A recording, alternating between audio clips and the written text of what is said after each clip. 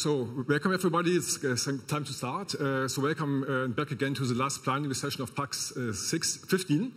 It's a pleasure and honor for me to introduce Professor David Keyes from KAUST. David Keyes is one of the leading scientists in computational science and applied mathematics. He's setting up a new enterprise at KAUST on extreme scale computing, and he's one of the scientists essentially who's worked since more than 20 years on bridging the gap between essentially applied mathematics and extreme scale computing. And I'm very happy to have him here and to have him talk about extreme scale computing. So thank you, Olaf. I'm profoundly impressed with the quality and the relevance of the Platform for Advanced Scientific Computing Conference, at least up until this point. This is a tough act to follow, what's been in this podium so far and in the mini symposia that I've had a chance to visit. My talk is somewhat of a manifesto and somewhat of an outreach to the applications people present from the roadmaps of the exascale computing of the countries that are pursuing that. And I'm not just trying to recommend to others what to do, I'm trying to do it myself by adding some resources from a fairly unlikely quarter. And a lot of you have expressed some curiosity about KAUST, and I will lead with a few slides because we're pursuing global collaborations, and we've just been adopted by the European Union for the Horizon 2020 program as a valid collaborator. So hopefully some things that you hear will have good follow-on. So as one global citizen to another, the late King Abdullah has built us what is perhaps the world's first truly international university, no majority home country. The plan is for never to be a majority home country university. Right now, there are about 100 countries represented on the campus and about 75 in terms of where the students come from. This is the campus from the Red Sea.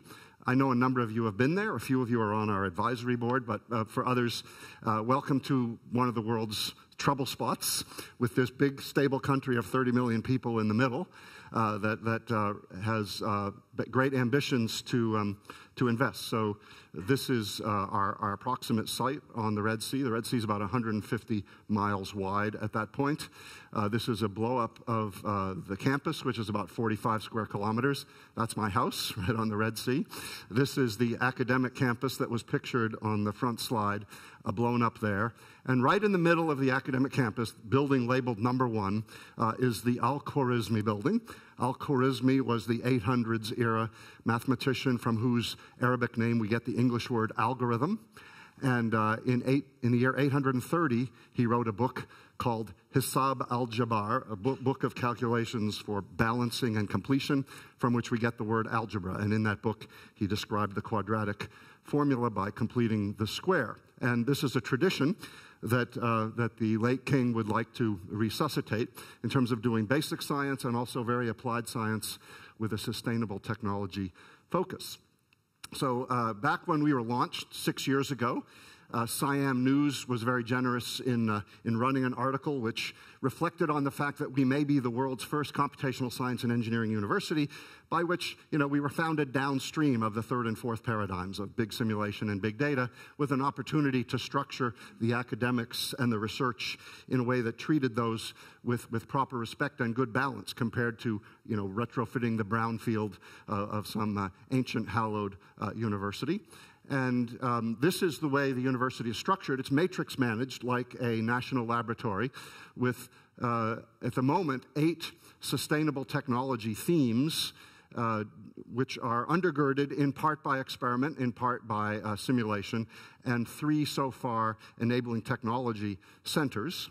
And then 3 divisions: biological and environmental sciences and engineering, computer, electrical, and mathematical sciences and engineering, and the physical sciences and engineering. And in keeping with the flavor of a matrix-managed institution, the projects and the funding primarily flow through these applied projects. And of course, they're resourced by people, including about 800 PhD students at the present time for execution.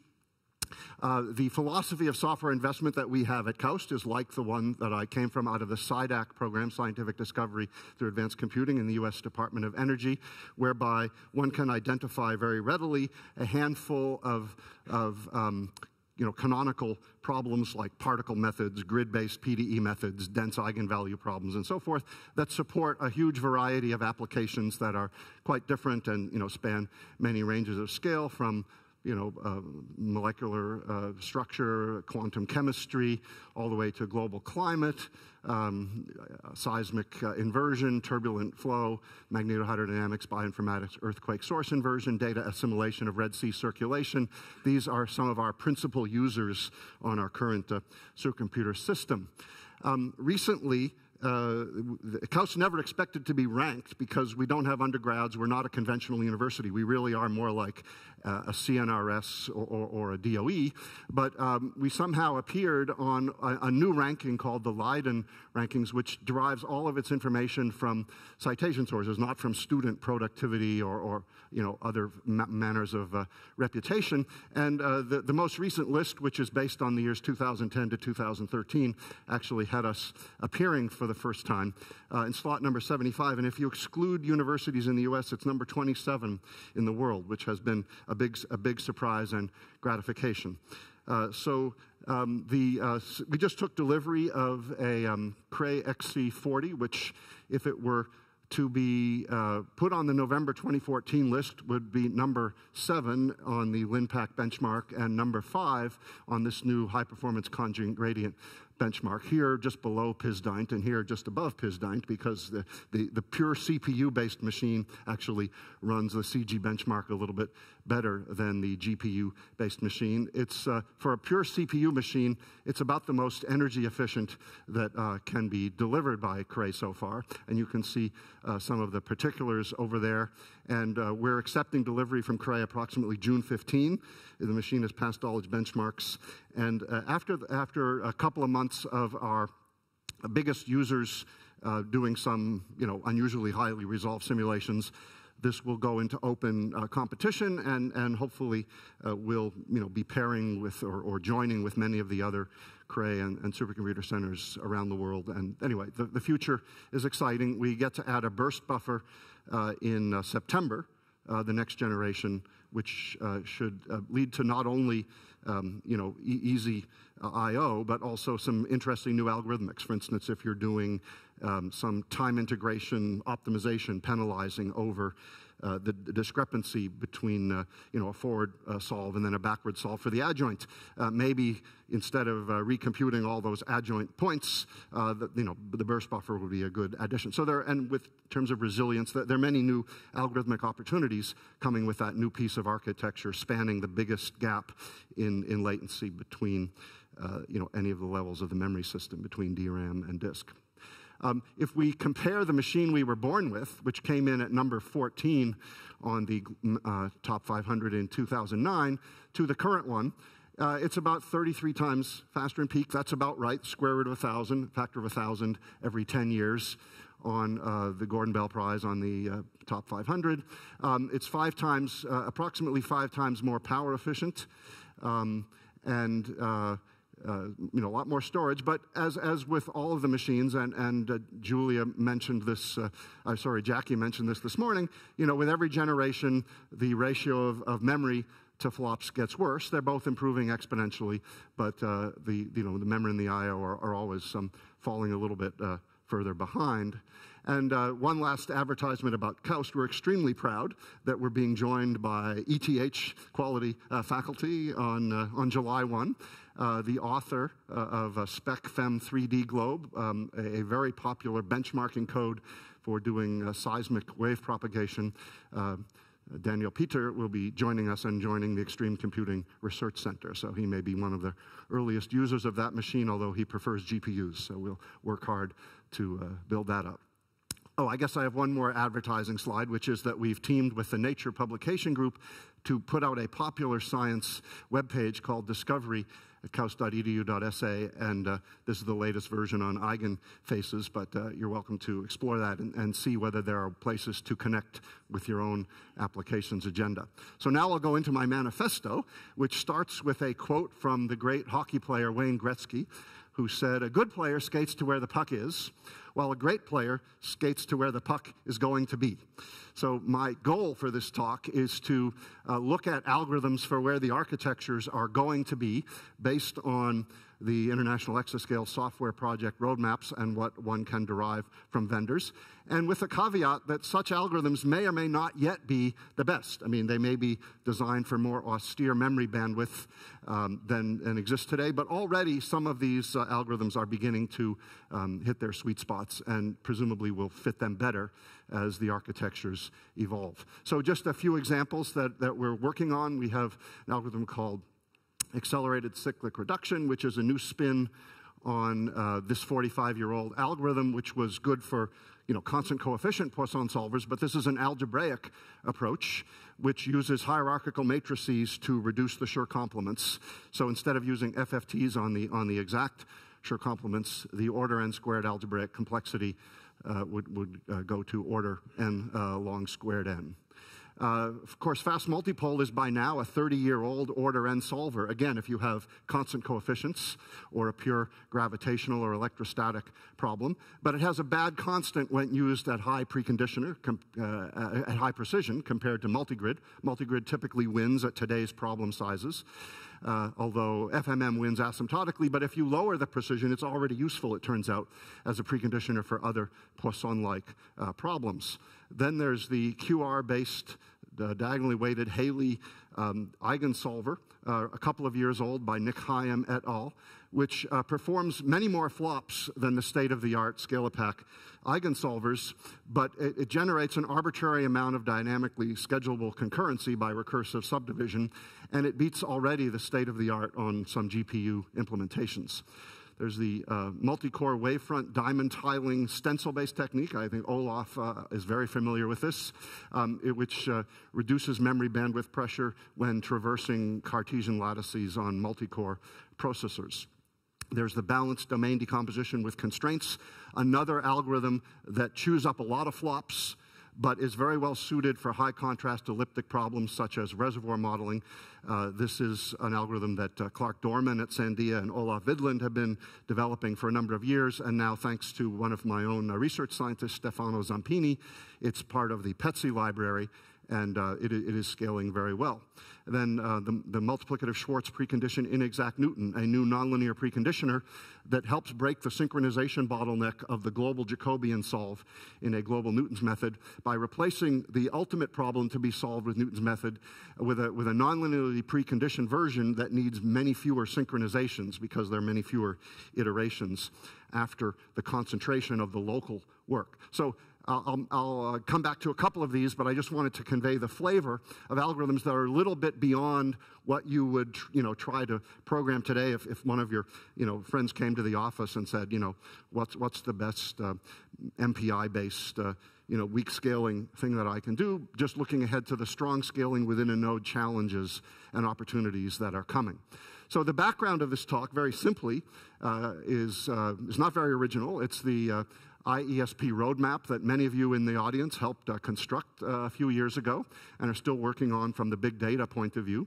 And my uptake from these various meetings is that in order to get to the 50 gigaflops per watt that Jackie alluded to this morning, an exaflop at 20 megawatts, from today being less than 5 gigaflops per watt, you heard me say our machine is just 2 gigaflops per watt, that's a huge power performance gap to span, and it will require rethinking algorithms in a draconian way. Circuit elements will be smaller, they'll be subject to greater noise per signal, they'll perform less reliably, meaning that you can't count on all tasks of equal size to finish in the same amount of time. More errors must be caught and corrected in the software. Power may be cycled on and off in these heterogeneous architectures which switch back and forth between different functional units to relieve cooling agendas, and this may be based on some things that are adaptive and outside of user control. So here is, I think, something to which Jackie also alluded, I think I heard it this morning, the relative costs in picojoules of doing different operations. These are estimates for today's systems from John Shelf of Berkeley. And the take-home is that, remember, a pico of anything done at exa is a mega. And so you want a picojoule, that's a megawatt at an exascale. And here's 100 picojoules, so that's 100 megawatts. That's $100 million of computing a year just for the flops. Never mind these more expensive operations to move the data around. And a megawatt year, yes, it's about $1 million. And we, as OECD citizens, use about 1.4 kilowatts continuously. So such a computer would displace 71,000 people from the energy grid. So this is why we are thinking so aggressively about power reduction. Moore's law technically does not end. The semiconductor devices continue to miniaturize at constant power per square centimeter with K squared more computing power in that same square centimeter with increased doping by ratio K and shrinking the line widths by ratio K. But what does not scale is the copper, which is more and more resistive at the smaller scales. And Robert Denard, told us this back in 1972. But this asymptote was a long way away. But now we're beginning to encounter it. So clock rates cease to increase while arithmetic capability increases through concurrency. Memory storage capacity improves but diverges below arithmetic. Same with transmission capacity. Mean time between hardware interrupts shortens, and billions of euros of scientific software needs to bridge this architectural gap in order to really make exascale worthwhile. So node-based weak scaling, I think many of you will agree with me, is routine if you have performance reliable strong nodes, each of which replicates more memory as you add more nodes. We could, I think, go beyond, 1 million nodes in weak scaling. There's already 3 million cores in today's most powerful system. The real challenge is the strong scaling within a more or less fixed amount of memory within a node, and people are talking on the order of 10 to the third times 10 to the sixth times a gigahertz. That's your 10 to the 18th. And this must be done while memory and memory bandwidth per node expand far less than this factor of maybe we're already at 10 or 100 with phi. Maybe there's another 10 to 100 to go. And it's got to have to go there without a whole lot more memory or memory bandwidth. And therefore, the interesting aspects of exascale is not the weak scaling, but it's the battles being fought in a single node of a GPU or a phi today. So I'm a member of the bulk synchronous processing generation, grew up on MPI, and now we have to hand the baton to the much more difficult task of the energy-aware generation. The bulk synchronous parallelism programming paradigm is 25 years old. Actually, it's older, but it was articulated very well by Turing winner Les Valiant in 1990. Most simulations today are still done this way. Certainly most of what we've heard about at this meeting, except in the XPPX mini symposium yesterday afternoon. Data structures are distributed. There's no global data structure that's replicated. Each individual processor works on a subdomain or a subparcel of particles. It exchanges information at its boundaries, hopefully with a smaller dimensional interface relative to the higher dimensional enclosure to get a good computation to communication ratio that defeats Amdahl's law in weak scaling. And it goes by these various names from the computer science literature. And illustrated in a domain decomposition sense, we have the computation-rich, area work compared to the lesser surface perimeter area work, and of course a row blocking of the corresponding Jacobian. This paradigm has carried us a very long distance. For instance, in the last 25 years of Gordon Bell prizes, never mind the top 500. Gordon Bell has also been a factor of 1,000 every 10 years on real applications, and the price performance of Gordon Bell has almost improved by that same factor of 1 million over a similar 20-year period. But extrapolating exponentials eventually fails, and we are coming up to a crossroads that many at this meeting have identified, and we've proceeded steadily with a very convenient programming model, lots of very high-quality code expressed that way. Same assumptions about who's responsible for resilience, namely the hardware and the operating system, at the price of 2 or 3 factor of space or time and 2 or 3 factor in energy in order to guarantee that reliability. That's one place we may want to look for energy savings, and primarily the same classes of algorithms. But EXA will be qualitatively different. We once said that message passing was going to be a big leap, so I'm not so pessimistic about all the new data motion control that's needed. Dealing with GPUs has shown that people are willing to deal with a heterogeneous memory system. But core numerical analysis and scientific computing will confront exascale because they want to maintain relevance for the exciting problems, the post-forward problems, the uncertainty quantification, the data assimilation, the design that is coming. Almost all good algorithms today in linear algebra, differential equations, etc., require frequent synchronizing global communication. Inner products, norms, and fresh residuals are addictive. They already hurt efficiency beyond about 100,000 processors if you have some adaptivity in your mesh or some inhomogeneous workload, for instance, in your climate simulation. But even for smaller concurrency, this global synchronization paradigm can become fragile, and we're heading from the millions to the billions of cores, so it will get more so. There are plenty of ideas to adapt or substitute our favorite solvers with methods that are better with respect to one of these 4 criteria, which we should emphasize in looking towards the exascale. Reduce synchrony, either less frequent synchronization or less global synchronization. We can afford to synchronize in local patches and have hierarchies of concurrency in memory replications also. Greater arithmetic intensity, because that's how to get the new flops, not through clock. The new flops are coming in more SIMD style, shared memory concurrency. And we need to build more resilience, or let's say we should take the opportunity to build more resilience into the algorithms. For 65 years, we've been responsible for controlling the effects of floating point rounding through stability analyses and so forth. And there are other kinds of errors that now may naturally be addressed algorithmically. We just are spoiled and not thinking about that. But you've heard several good examples from this podium or others. The programs and runtimes may have to be stretched to accommodate, and everything should be back on the table. And this is, of course, the co-design theme in China, US, Europe, Japan, and so forth. So I will, in case I run out of time with a series of examples at the end, I'll give my conclusions at this point. There are 5 slides of bad news, good news in terms of the manifesto part of the talk. The first one, which you could say might be bad news to some, is that we'll have to explicitly control more of the data motion because the data motion will carry the highest energy cost, perhaps 100 times more cost than doing a flop.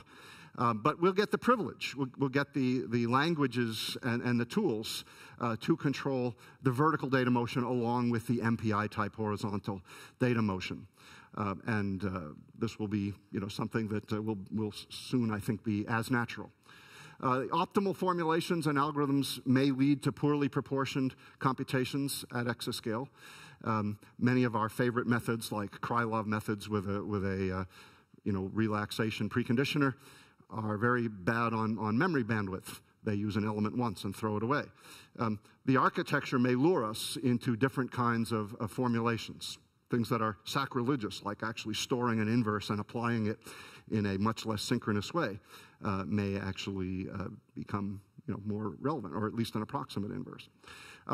The fully hardware reliable executions to which we are accustomed may come to be regarded by many, not by banks, not by nuclear plant regulators, but by many working scientists as too costly and synchronization vulnerable. And so we will build in algorithmic-based fault tolerance, and we will learn to partition our data and our program units into 2 sets.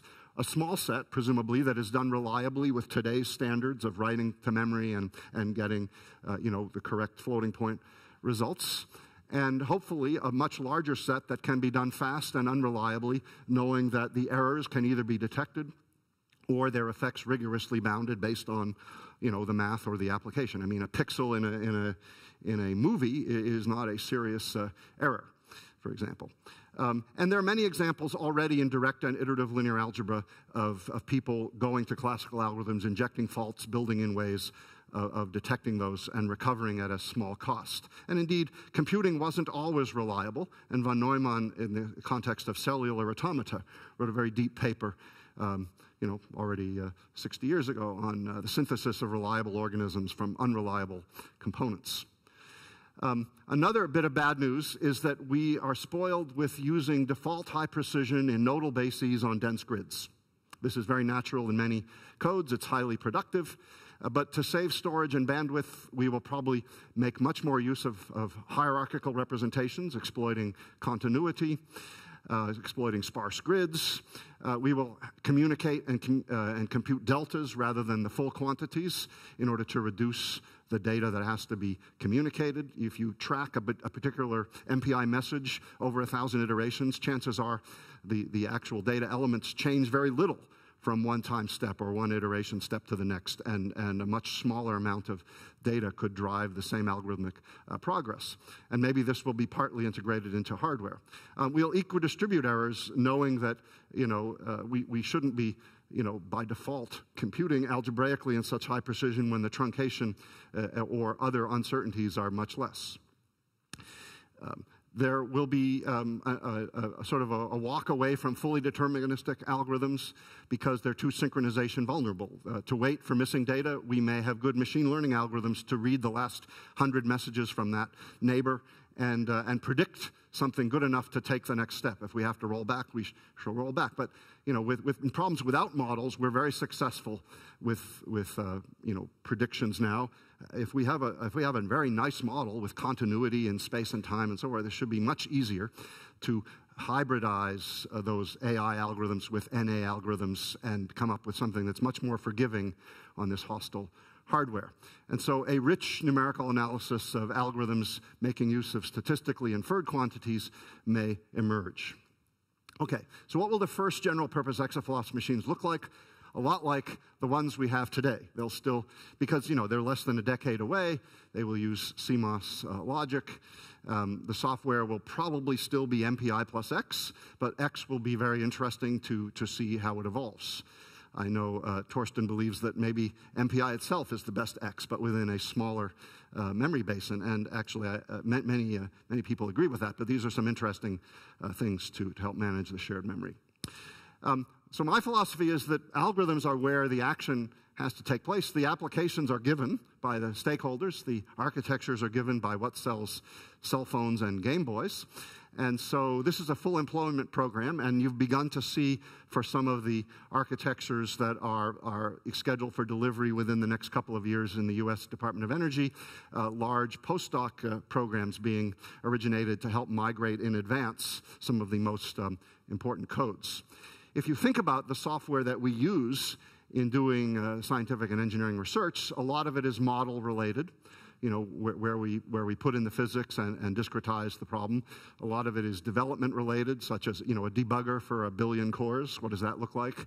Of course, finding out performance profiling. These things all get more complicated. And some of it is production related, the queuing systems, the I/O, the interactive visualization systems, and so forth. And high-end computers, as we know, come with very little of this. The best of it is cooked up by grad students and hardened in a national labs kind of setting for general use, community-based, open source. And I have my own tiny little niche. And of course, that's why the IESP has been vital, I think, in trying to connect the global community and coordinate some of the efforts here. Optimal hierarchical algorithms have come along steadily every decade for the last 50 years, except for the current decade. The young people have gone to sleep on the job here, but we've had fast Fourier transforms, multigrid, fast multipole, sparse grids, Hmatrices. All of these satisfy the criterion that they're worthy of being weak scaled. That is to say, they're order n polylog n, so that if you make the problem bigger, it doesn't run longer as long as you add corresponding resources. One of my grad students learned the lesson and fed me back this great quote: with great computational power comes great algorithmic responsibility. Sounds very religious, and in some sense it is. So a recap of our agenda. Greater arithmetic intensity, more flops per byte for everything that we move in and out of upper cache to main memory, including assured accuracy, perhaps with adaptively less floating point precision. Reduced synchronization and communication, either less frequent or less global or both. Greater SIMD-style thread concurrency to take advantage of energy-efficient, easy to program accelerators, and algorithmic resilience to various types of faults. Quantification of trades between limited resources, and then taking this edifice into the great post-forward problem domain where exascale computing is really scheduled to pay. So I will now go through as many of these sort of, if you will, algorithmic points. I have no comprehensive solutions. I'm one person, and I have a group that's interested in working on different parts of these, and I will describe a few of them, not at the level of a paper, just to sort of highlight some ideas and hopefully trigger some collaborations or even some competition, because that's all very good. We have recently been able to become recognized as an NVIDIA center and an Intel center, and with our new Cray, a center of excellence in their lingo. Yesterday, after her talk, I wish I had done it in public, but I cautiously asked Julia after her talk whether she could identify some kernels that take most of the execution time in her her density functional theory, materials-oriented portfolio, and she said, yes, linear algebra on dense Hermitian matrices, Schrodinger, basically, and Poisson solves, the Laplacian piece of the Schrodinger operator to be inverted. These are also two of the major thrusts of the Extreme Computing Research Center at KAUST.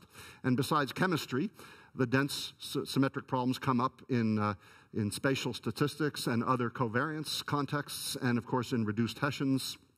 And the Poisson solves come up everywhere, sometimes with constant coefficients, like in incompressible flow, sometimes with highly heterogeneous coefficients, as in reservoir modeling, sometimes with a Helmholtz indefiniteness as well. So one sort of class of algorithms is the directed acyclic graph-based data flow methods, tile-based algorithms for dense linear algebra. Many groups around the world are going through Scalapack and rewriting it for this brave new world of dynamically schedulable tasks. We heard a good talk from Didem Unat on Tita yesterday. I noticed that Jackie also referred to Tita in her slides today. This is a way of reducing synchrony and increasing concurrency. Tiny example, you have a 4x4 generalized eigenproblem, your Schrodinger equation, if you will, and you typically attack this by factoring the B matrix into Cholesky form, applying the inverse factors to turn it into an ordinary eigenvalue problem, reducing to diagonal form, and then doing a QR reduction. And 3 of those 4 steps are compute intensive, where the height is the time and the width is the concurrency of the data dependence graphs. These 3 graphs, instead of being done by separate subroutines, as we do it in Scalapack today, can be merged in a data flow setting to compactify the runtime and to take advantage of higher concurrency. And this is broadly applicable. Jackie had an example of how Legion does this, but there are many runtime systems that are set up to do this now, either statically or dynamically. So this kind of treatment of dense linear algebra we've been working with for GPUs, where one of the hardest bottlenecks to overcome for performance is the BLAS2 dense or sparse matrix vector multiply, where you have an operation such as this, where A is your matrix. And a student has been working on the GPU in a very low-level way with coalesced memory accesses, double buffering, and a polyalgorithmic approach based on block size to get results like this. So here you see an old version of QBLAS 5.5, and various additional, this is the magma BLAS out of Jack Dongera's group here, and this is the K-BLAS, the KAUST BLAS written by this guy who now is employed by Jack Dongera, over a range of matrix dimensions, and this is the performance. So up is good, and this is on one GPU, and as the matrix size expands out here to 45,000, each of the solid curves is adding a GPU. So 1, 2, 3, 4, 5, up to 8 GPUs. It's fairly linear scaling if you have enough work to do compared to the magma BLAS, which was the previous sort of best approach to the tile-based GPU solution. So this is now part of the standard distribution of the QBLAS, and it's being applied. In fact, as I'm here today at KAUST, we're being visited by Damien Gratadour of the European Extremely Large Telescope, who has huge covariance matrices to solve, like 10,000 by 10,000, that come from positioning individual centimeter-sized mirrors in an adaptive optics application to correct for atmospheric aberrations in focusing on distant stars.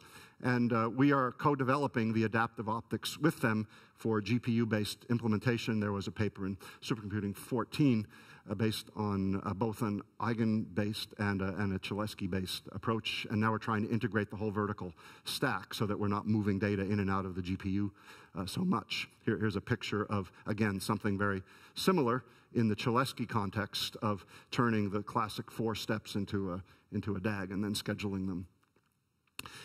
Fast multipole is a beautiful algorithm. It satisfies 3 of the 4 criteria for exascale. It increases arithmetic intensity, different stages by a couple of orders of magnitude, in fact, over sparse matrix vector multiply. It reduces synchrony. It's basically a direct summation method, so you can add up things in any order, modulo floating point arithmetic, and you have much more concurrency compared to FFTs or multigrid, for example. And this is the famous roofline model for a handful of recent vintage processors showing the sparse matrix vector multiply with clocks in at 1/4 of a flop per byte. You have a double precision matrix element. You do a multiply and an add with it. You can cache the vectors x and y, but that matrix element is thrown away. So you get 2 operations out of 8 bytes. It's 1/4 of a flop per byte. And it's way down on the memory bandwidth limited part of the roofline, whereas we want to operate up here where we're CPU limited instead, i.e. using the resource at its max. This is DGEM, the dense matrix multiply, which certainly lives for all processors up here. That's why it's so popular in the top 500 listing. But here's the point-to-point part of the fast multipole kernel. Here's the M2L translation from the multipole to local of fast multipole using Cartesian and spherical. Both of those live in the compute-bound regime. The 3D FFT and basic stencil operations, which have a little bit more reuse than SPMV, are still bandwidth choked. So there's even a couple of orders of magnitude to relieve memory bandwidth congestion on if you can work in a regime where multipole is the complexity winner. Of course, it's one of the famous hierarchical algorithms. It replaces all these n-squared direct summations from sources to targets with hierarchical expansions based on the smoothness of the kernel.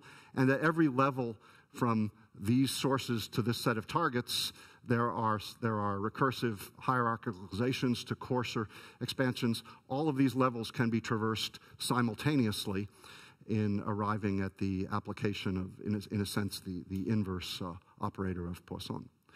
So there are many advantages for synchronization reduction. These are the salient features: no all-to-all, order log p messages, order n arithmetic concurrency.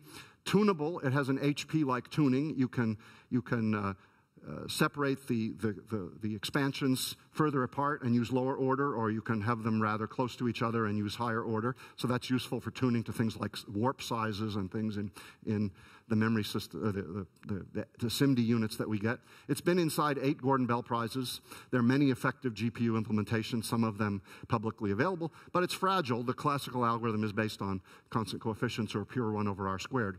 Here's a weak scaling illustration of the superiority of FMM versus a 3D FFT. This is all work done, by the way, by Ryo Yokota, who we just lost to Tokyo Institute of Technology, but he still stays on at KAUST as a consultant on our Intel Parallel Computing Center.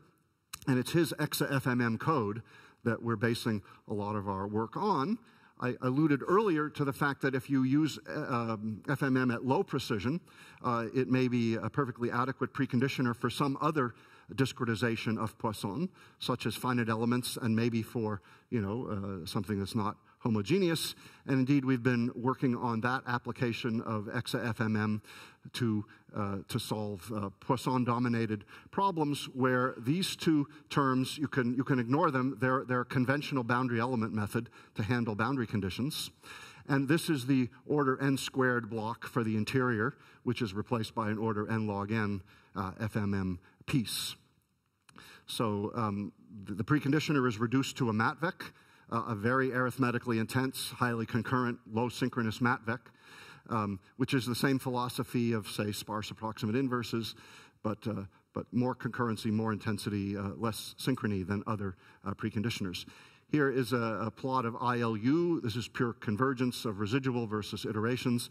And you see two good multigrids, the greenish and the purplish. Those are two geometric and algebraic multigrids. And the FMM at different levels of precision competes with multigrid. If you relax the precision too much, you begin to fall away, but that's a tuning parameter. Here you can see for either a multigrid or a FMM preconditioned finite element Poisson solve, the solid curves are the setup. So the dashed curves are, the setups are the red. So multipole sets up faster than multigrid, but multigrid executes per iteration faster than FMM for this particular precision. But that's that's a weak scaling kind of a thing. If you strong scale, the synchrony of multigrid will eventually hit some point. Multigrid weak scales forever, we know that. We've seen it on many, out to the edge of Jew Queen and so forth. But if you strong scale it on a fixed size problem, eventually there's an asymptote where FMM punches through. So what about algebraic fast multipole? Rather than just using ordinary fast multipole as a preconditioner, can we algebraize a multipole as a fast solver? And of course, many people are doing this now in the context of H matrices. And this is part of our hierarchical computation on many core architectures project. Presumably many are by now familiar with H matrices, which reflect upon the fact that off-diagonal blocks of both the Poisson operator and its inverse are very low rank. And so you can typically store a diagonal cluster of blocks in the original coordinate system, and hierarchically, as you move off the diagonal, replace these blocks with an SVD sort of product with a very small number of significant eigenvalues, singular values in each block. And in the H squared algorithm, one actually expresses the bases for these columns of U at successive levels in terms of the same set of bases at high levels. So the basis vectors for this block can be expressed in terms of the basis vectors of this block and the basis vectors of these four blocks through some small mediating matrices, meaning that to represent the entire hierarchy of H, you only need one set of row vectors and one set of column vectors, plus these E's that mediate between them, plus these S's, plus the original diagonals. So the original matrix gets broken up into a whole bunch of different heterogeneous pieces, which get handled by different algorithms. You keep the dense blocks and maybe do a dense inverse on them. You do independent SVDs all over the place. They chew up flops, but they're highly concurrent. And you can replace the original matrix by something that looks like this, where these are the S's, and these are the U's and the V's, and these are and the E's aren't, I guess, shown there. So this is an interesting way. It has a high constant, but a good asymptote. And it lives well on the tree-based structure of FMM. So if you already have a good FMM tree code, you can do such thing as a fast matrix vector multiply by splitting out the diagonal blocks, splitting out the SVD-mediated blocks, and go up and down the tree on the different scales of the hierarchy for these terms, and then just add up the diagonal pieces, and you have your fast MatVec. And this student has been implementing this on GPUs. And this is the stream benchmark for a CPU, and this is the stream benchmark for the GPU. And here are different implementations of this tree-based hierarchical matrix vector multiply coming from a dense integral equation kernel out to dimensions of like 4 million. So there's a 4 million by 4 million dense problem. Of course, it's not stored as a dense problem. It's represented hierarchically as an order n size problem.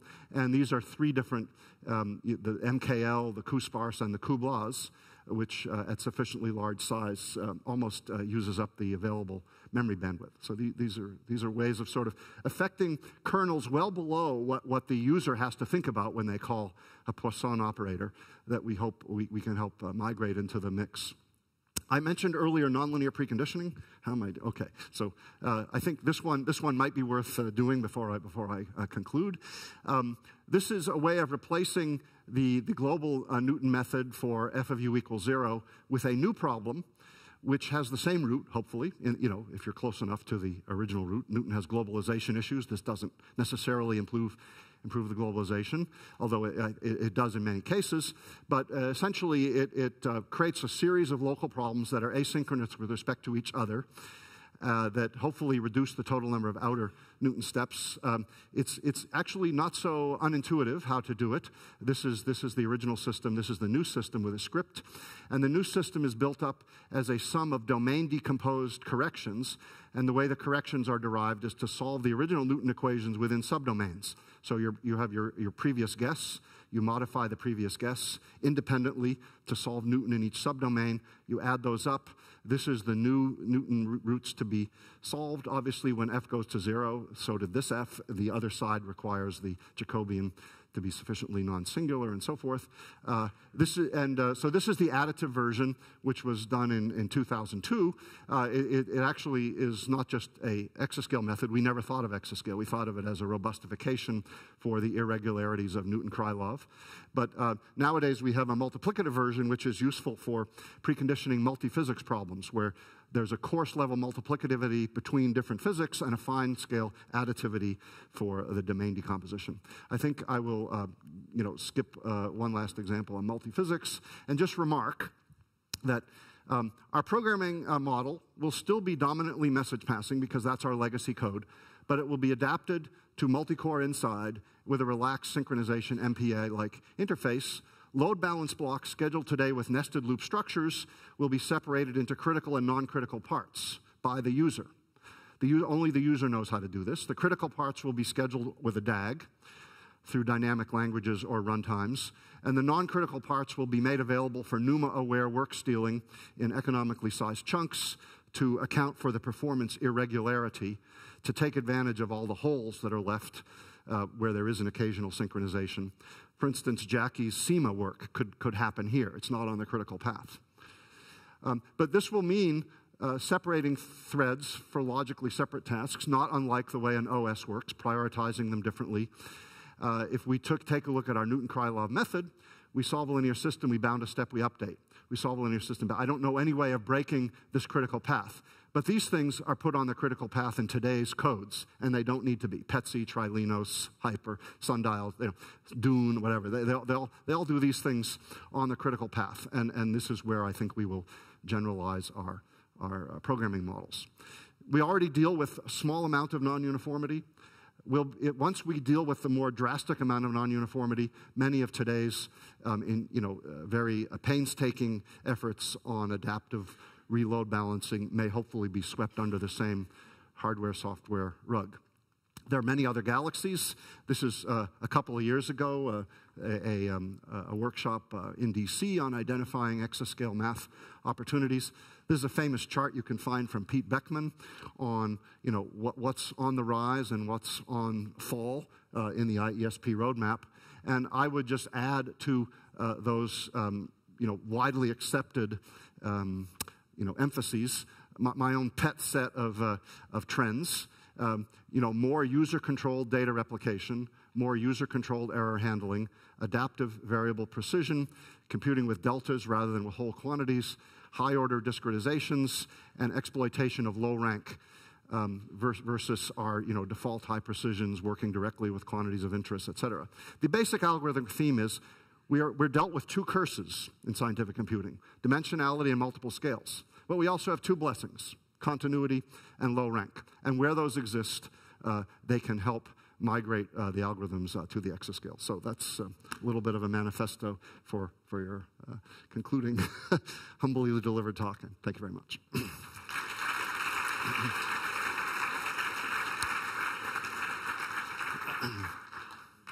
Thank you very much for an inspiring talk, David.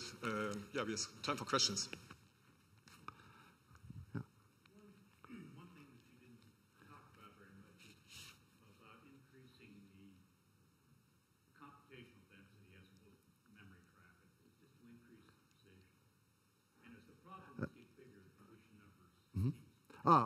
Okay, yeah. So, yeah, that's a good point. When I referred to adaptive precision, I often assumed that we would be shedding precision, in order to reduce memory bandwidth. But in fact, the other thing is also true. I mean, the biharmonic already craps out, in condition number on today's size problems, and many systems of Poisson operators are stacked that way, in effect. So yes, precision.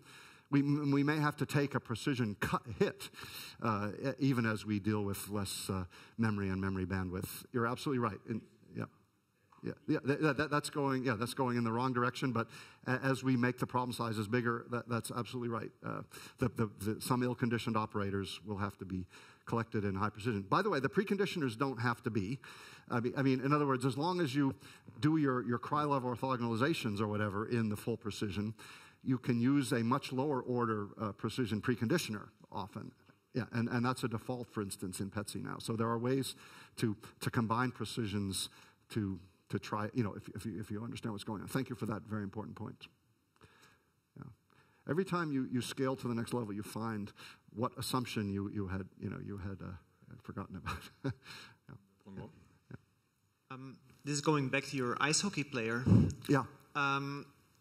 Right now, we're all focusing on binary computing, but maybe the direction things goes is quantum computing, neural, analog. I don't know. Yeah. What's your vision in that direction? I don't claim to have a vision. Of course, I get asked by my own, university administration sometimes, what about the D wave? Why are we, going conventional? As far as I understand, and this is a very limited understanding, but the problems that quantum computing has extremely good, maybe optimal among all choices solutions for right now are unconstrained optimization and cryptography. They don't yet do PDEs or, Runge-Kutta integrations or whatever. So where they will eventually become, competitive as the device technology improves, maybe there'll be some kind of a highly heterogeneous system. But I think that there's so much to do within, the digital world that I can safely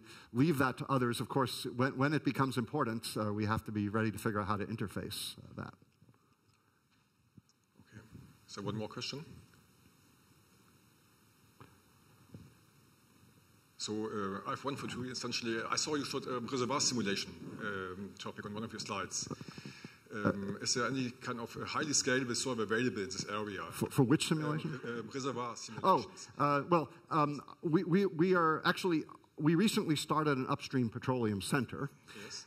Because we were originally supposed to leave oil out of our portfolio. That was for the rest of Saudi Arabia to do. We were going to do solar, wind, and drought-tolerant agriculture and things like that. But Aramco said, yeah, we got the pipeline stuff down, we got the refineries down, but the seismic and the reservoir modeling are still, demanding, more than we have in-house. And so we are starting a reservoir and seismic research center, but I'm not an expert. I take it as a boundary condition that Poisson with coefficients that jump by maybe a dozen orders of magnitude are important to be able to solve. And so that's why some of these preconditioning techniques are targeting that. But I'm not an expert in, the right preconditioner for different compositional flows or different heterogeneous, rock types. I mean, yeah.